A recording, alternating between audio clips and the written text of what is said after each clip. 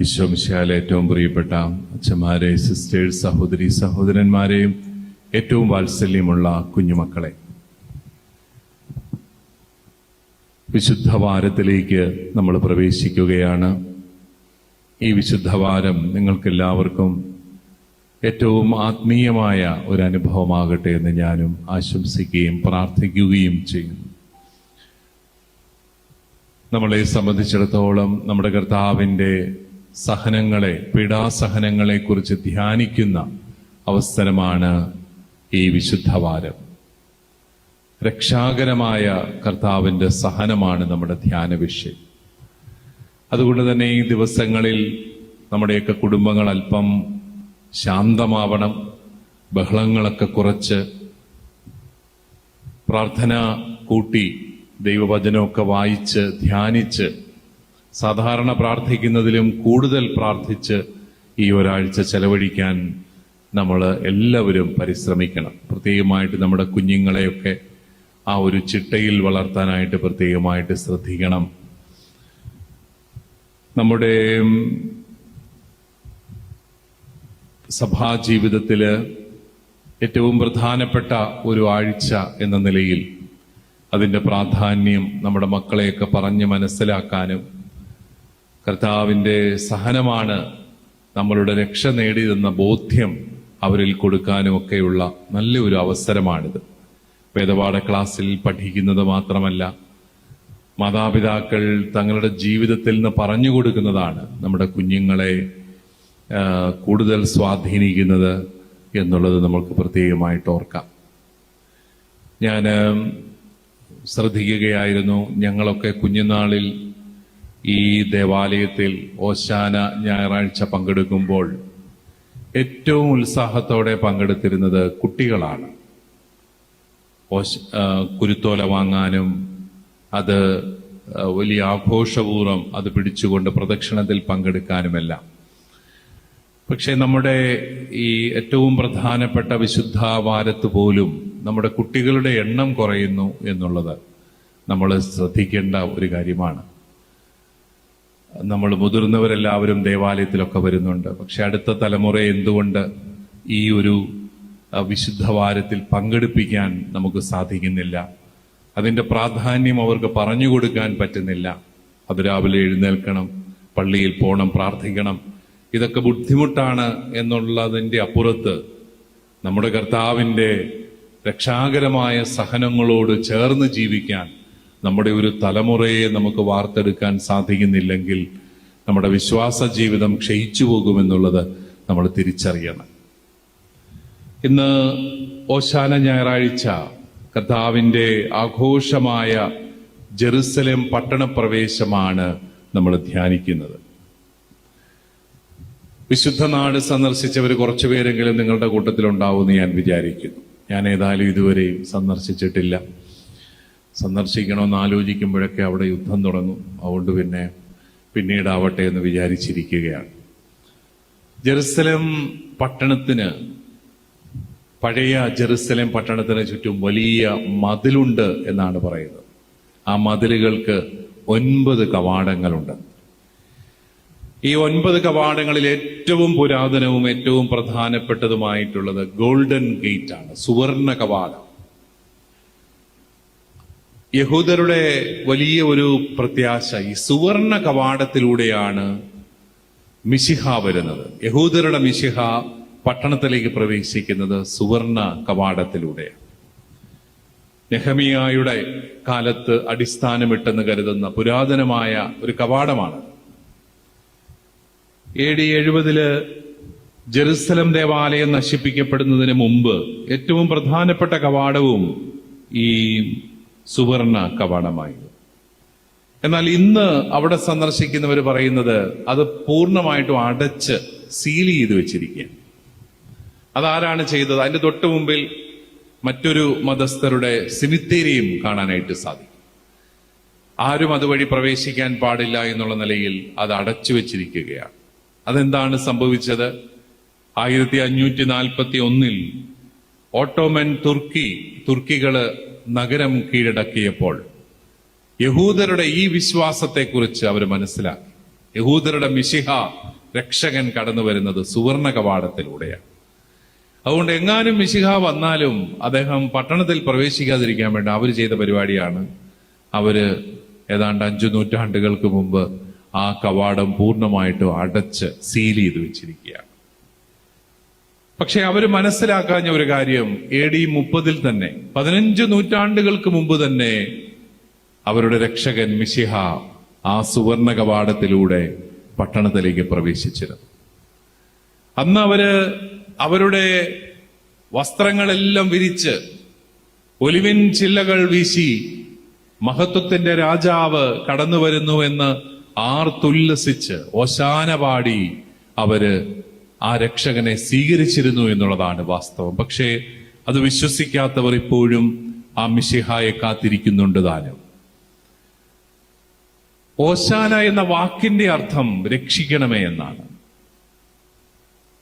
കർത്താവെ, പെട്ടെന്ന് ഞങ്ങളെ രക്ഷിക്കണമേ, ഞങ്ങൾക്ക് സമൃദ്ധി നൽകണമേ. 118-ാം സങ്കീർത്തനത്തിലെ ആ വചനമാണ് ഓശാന എന്ന വാക്കിന്റെ അർത്ഥം. അവരെല്ലാവരും നമ്മുടെ കർത്താവിനെ കണ്ട് വളരെ സ്വാഭാവികമായിട്ട് തന്നെ അവിടുന്ന് കഴുതക്കുട്ടിയുടെ പുറത്തേറി വരുമ്പോൾ വളരെ സ്വാഭാവികമായിട്ട് അവർ നിരത്തുകളിലേക്ക് ഇറങ്ങി ഓശാന പാടുകയാണ്, കർത്താവെ രക്ഷിക്കണമേ. കാരണം അവരെല്ലാവരും ഒരു രക്ഷകനെ കാത്തിരിക്കുകയാണ്. എന്തുകൊണ്ടാണ് അവരെല്ലാവരും വളരെ സ്വാഭാവികമായിട്ട് ഓശാന പാടി? പക്ഷെ വെറും 5 ദിവസങ്ങൾക്ക് ശേഷം അവനെ ക്രൂശിക്കുക എന്ന് പറഞ്ഞ് ആർത്തട്ടഹസിക്കുന്നതും ഇതേ ജനങ്ങൾ തന്നെയാണ്. വലിയൊരു വൈരുദ്ധ്യമാണത്. ഒരു ദിവസം ഓശാന പാടി വരവേറ്റവർ ഏതാനും ദിവസങ്ങൾക്ക് ശേഷം അവനെ ക്രൂശിക്കുക എന്ന് പറഞ്ഞ് ആർത്തട്ടഹസിക്കുന്നു. എന്തുകൊണ്ടാണ് അവരവനെ ഓശാന പാടി എതിരേറ്റത്? കാരണം അവർ വിശ്വസിച്ചിരുന്നു ഇവനാണ് രക്ഷകൻ. പ്രത്യേകിച്ചും ഇതിന് തൊട്ടടുത്ത ദിനങ്ങളിലാണ് ലാസറിനെ ഉയർപ്പിക്കുന്നത്. ലാസറിനെ ഉയർപ്പിച്ചു എന്ന വാർത്ത കൂടി കേട്ടപാടെ അവർ തീരുമാനിച്ചു ഇവനാണ് രക്ഷകൻ. അതിനു മുമ്പുള്ള അനേകം അത്ഭുതങ്ങളൊക്കെ അവർ കേട്ടിട്ടുണ്ട്. അത്ഭുത പ്രവർത്തകരൊക്കെ അവിടെ ധാരാളം ഉണ്ടെങ്കിലും അവൻ പ്രവർത്തിച്ച അത്ഭുതങ്ങളെല്ലാം വ്യത്യസ്തതയുള്ള അത്ഭുതങ്ങളായിരുന്നു. 5 അപ്പം കൊണ്ട് 5000 പേർക്ക്, 7 അപ്പം കൊണ്ട് 7000 പേർക്ക്, അതുപോലെ കടലിന് മീതെ നടക്കുന്നു, കടലിനെ ശാന്തമാക്കുന്നു, അനേകർക്ക് സൗഖ്യം കൊടുക്കുന്നു. അവൻ ചെയ്ത പ്രവൃത്തികളെല്ലാം എഴുതപ്പെടാനായിരുന്നെങ്കിൽ ലോകത്തിലെ പുസ്തകങ്ങൾ തന്നെ മതിയാകുമായിരുന്നില്ല എന്ന് യോഹന്നാൻ സുവിശേഷകൻ എഴുതി വെച്ച രീതിയിൽ അനേകം അത്ഭുതങ്ങൾ പ്രവർത്തിച്ച രക്ഷകൻ. അവരുറപ്പിച്ചു ഇവൻ തന്നെയാണ് രക്ഷകൻ, ഇവനാണ് മിശിഹ. അതുകൊണ്ടാണ് അവരെല്ലാം വളരെ സ്വാഭാവികമായിട്ട് അവനെ രക്ഷകനായിട്ട് കരുതുന്നത്. പക്ഷേ അവര് പ്രതീക്ഷിച്ച രക്ഷകനും മിശിഹ എന്ന രക്ഷകൻ, ഈശോ മിശിഹ എന്ന രക്ഷകനും വ്യത്യസ്തമായിരുന്നു എന്നുള്ളതാണ് അവരുടെ പ്രതീക്ഷകളെല്ലാം മങ്ങിപ്പോകാൻ കാരണം. അവര് പ്രതീക്ഷിച്ചത് അവർക്കു വേണ്ടിയിരുന്ന ഒരു രക്ഷകനെ ആയിരുന്നു. അവർക്ക് വേണ്ടിയിരുന്ന രക്ഷ എന്തായിരുന്നു? അത് രാഷ്ട്രീയ അടിമത്തത്തിൽ നിന്നുള്ള വിമോചനമായിരുന്നു. റോമാക്കാരെ എല്ലാം തകർത്ത് അവരുടെ രാജ്യത്തെ വിമോചിപ്പിച്ച് രക്ഷിക്കുന്ന ഒരു രക്ഷകൻ മിശിഹ. ആ മിശിഹായെയാണ് അവര് കാത്തിരുന്നത്. പക്ഷെ കർത്താവ് പാപത്തിന്റെ അടിമത്തത്തിൽ നിന്ന് അവരെ വിമോചിപ്പിക്കുന്ന മിശിഹായായിരുന്നു. അതവർക്ക് വേണ്ടായിരുന്നു, അതവര് പ്രതീക്ഷിച്ചിരുന്നില്ല. അവര് പ്രതീക്ഷിച്ചിരുന്നത് അവരെ ഈ റോമാക്കാരുടെ അടിമത്തത്തിൽ നിന്ന് രക്ഷിക്കുന്ന ഒരു രക്ഷകനെയായിരുന്നു. നമ്മൾ ഈശോയെ സ്നേഹിക്കുകയും ഈശോയെ ആരാധിക്കുകയും ഈശോയെ ജീവിതത്തിലേക്ക് പ്രതീക്ഷിക്കുകയും ചെയ്യുമ്പോൾ നമ്മുടെ മുമ്പിലുള്ള ഒരു ചോദ്യം ഇതാണ്: നിങ്ങൾ പ്രതീക്ഷിക്കുന്ന ദൈവം തന്നെയാണോ ഈശോ മിശിഹ? നമ്മൾ പ്രതീക്ഷിക്കുന്നത് എന്താണ്? നമ്മൾ പ്രതീക്ഷിക്കുന്ന ഒരുപക്ഷെ നമുക്ക് സമ്പത്ത് തരുന്ന ഒരു ദൈവം, നമുക്ക് സുഖം തരുന്ന ഒരു ദൈവം, നമ്മുടെ പ്രശ്നങ്ങളെല്ലാം മാറ്റിത്തരുന്ന ഒരു ദൈവം, ഈ ലോക ജീവിതത്തിലെ എല്ലാ പ്രശ്നങ്ങളും മാറ്റി വളരെ സുഖകരമാക്കി ഒരു ജീവിതം നമുക്ക് ഇവിടെ പ്രദാനം ചെയ്യുന്ന ഒരു രക്ഷകൻ. അങ്ങനെ ഒരു രക്ഷകനെ തേടുന്നവർക്ക് ഒരുപക്ഷെ ഈശോയിൽ അത് കണ്ടെത്താനായിട്ട് സാധിക്കുകയില്ല. അവർക്ക് ഈശോയെ വിശ്വസിക്കാനായിട്ട് സാധിക്കുകയില്ല. നമ്മുടെ പ്രതീക്ഷകൾ പ്രധാനപ്പെട്ടതാണ്. കർത്താവിൽ വിശ്വസിക്കുമ്പോൾ അവിടുന്ന് തീർച്ചയായിട്ടും അത്ഭുതങ്ങൾ പ്രവർത്തിക്കും. അവിടുത്തെ അത്ഭുതങ്ങളെല്ലാം അടയാളങ്ങളാണ്, ദൈവരാജ്യത്തിന്റെ അടയാളങ്ങളാണ്.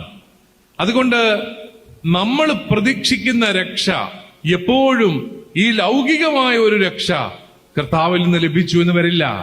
പക്ഷെ അവിടുന്ന് നമുക്ക് തരുന്ന രക്ഷ അതിനൊക്കെ അപ്പുറത്താണ്.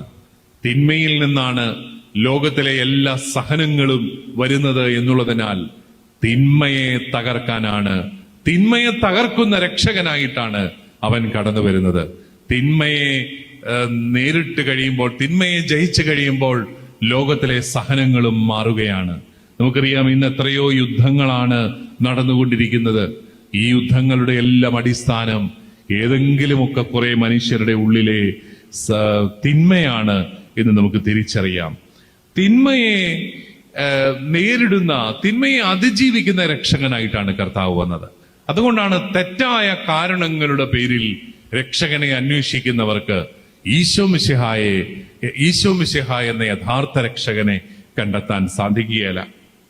ജെറുസലമിലേക്കുള്ള ആഘോഷമായ പ്രവേശനം കുരിശിലേക്കാണെന്ന് മനസ്സിലായപ്പോൾ അവൻ ഓശാന പാടിയവരെല്ലാം തിരിഞ്ഞു. അവർക്ക് കുരിശു വേണ്ടായിരുന്നു. കുരിശിൽ മരിക്കുന്ന പരാജിതനായ ഒരു മനുഷ്യനെ അവർക്ക് ആവശ്യമില്ലായിരുന്നു. അതുകൊണ്ട് അവരെല്ലാം ഒരു ജനക്കൂട്ടത്തിന്റെ മനഃശാസ്ത്രം കൃത്യമായിട്ട് പ്രവർത്തിച്ചുകൊണ്ട് തന്നെ അവനെ തന്നെ ഏറ്റവും വലിയ ബലിയാടായിട്ട് മാറ്റി. അവനെ ക്രൂശിക്കുക, അവൻ ഞങ്ങളുടെ പ്രതീക്ഷകൾ മുഴുവൻ കളഞ്ഞു, അതുകൊണ്ട് നിങ്ങൾ പോയി അവനെ ക്രൂശിക്കുക എന്ന് പറഞ്ഞ് അവർ അട്ടഹസിക്കുകയാണ്. ഓശാന പാടിയ നാവുകൊണ്ട് തന്നെ അവനെ ക്രൂശിക്കുക എന്ന് അട്ടഹസിക്കുന്ന ഒരു ജനം. ചരിത്രത്തിലെ ഏറ്റവും വലിയ വൈരുദ്ധ്യമാണ്. ജനക്കൂട്ടത്തിന്റെ മനഃശാസ്ത്രം പഠിക്കാൻ നമുക്ക് ഏറ്റവും നല്ല പാഠവുമാണത്. ജനക്കൂട്ടത്തെ വിശ്വസിക്കാനാവുമോ? ജനക്കൂട്ടത്തിന്റെ ആവേശത്തെ നമുക്ക് വിശ്വസിക്കാനാവുമോ? വ്യക്തിപരമായി നമ്മളുടെ ബോധ്യങ്ങളും ജനക്കൂട്ടത്തിലായിരിക്കുമ്പോഴുള്ള ഒരു ബോധ്യങ്ങളും തമ്മിൽ വലിയ വ്യത്യാസമാണ്. വ്യക്തിപരമായി സമാധാനത്തിന് വേണ്ടി നിൽക്കുന്നവര് ജനക്കൂട്ടത്തിന്റെ ആവേശത്തിൽ അക്രമാസക്തരാകുന്നത് നമുക്ക് കാണാനായിട്ട് സാധിക്കും. അതുകൊണ്ടാണ് ജനക്കൂട്ടങ്ങളെ കണ്ട് വിശ്വസിക്കരുത്. ഓരോ മനുഷ്യന്റെയും വ്യക്തിപരമായ നിലപാടുകളും ബോധ്യങ്ങളുമാണ് ഏറ്റവും പ്രധാനം.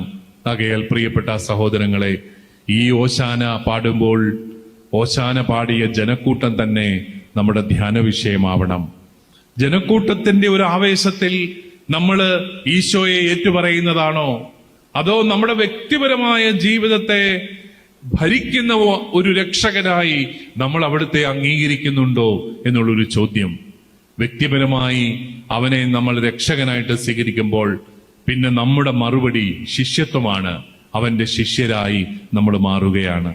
നമുക്ക് ശിഷ്യത്വത്തിലൂടെ അവനെ ഓശാന പാടി എതിരേൽക്കാനായിട്ട് പരിശ്രമിക്കാം. യഥാർത്ഥമായ ശിഷ്യത്വം സ്വീകരിക്കുന്നതിലൂടെയാണ് നമ്മുടെ കർത്താവിനെ രക്ഷകനായി നമ്മൾ സ്വീകരിക്കുന്നത് എന്നുള്ള ബോധ്യം ഉൾക്കൊണ്ട് ജനക്കൂട്ടത്തിന്റെ വൈകാരികമായ ആർപ്പുവിളികളിൽ ആശ്രയിക്കാതെ വ്യക്തിപരമായ ജീവിതത്തിൽ നീ കതകടച്ച് ഒറ്റയ്ക്കിരുന്ന് പ്രാർത്ഥിക്കുമ്പോൾ നിന്റെ നിലപാടുകൾ എന്താണ്, നിന്റെ വിശ്വാസം എന്താണ്, അതായിരിക്കട്ടെ നമ്മുടെ വിശ്വാസത്തിന്റെ അളവുകോൽ. നിങ്ങൾക്ക് എല്ലാവർക്കും അനുഗ്രഹപ്രദമായ വിശുദ്ധ വാരം ആചരിക്കുന്നു. ഞാൻ നേരത്തെ പറഞ്ഞതുപോലെ അല്പം ശാന്തതയിലും നിശബ്ദതയിലും വചനധ്യാനത്തിലുമൊക്കെ കഴിഞ്ഞുകൊണ്ട് നമുക്ക് ഭക്തിപൂർവം ഈ വിശുദ്ധവാരം നമുക്ക് ആചരിക്കാം. ഇതുവരെ നോമ്പ് നോക്കാത്ത ആരെങ്കിലും ഉണ്ടെങ്കിൽ അവർക്ക് നോമ്പ് നോക്കാനുള്ള അവസാന 7 ദിവസങ്ങളാണ് ഇന്നുകൂടി നമുക്ക് ഓർക്കാം. അങ്ങനെ കർത്താവിന്റെ പീഡാസഹനങ്ങളെ ധ്യാനിച്ച് നമ്മുടെ ജീവിത നവീകരണത്തിനായിട്ട് ഒരുങ്ങാം. ദൈവം നമ്മളെല്ലാവരെയും സമർത്ഥമായി അനുഗ്രഹിക്കട്ടെ.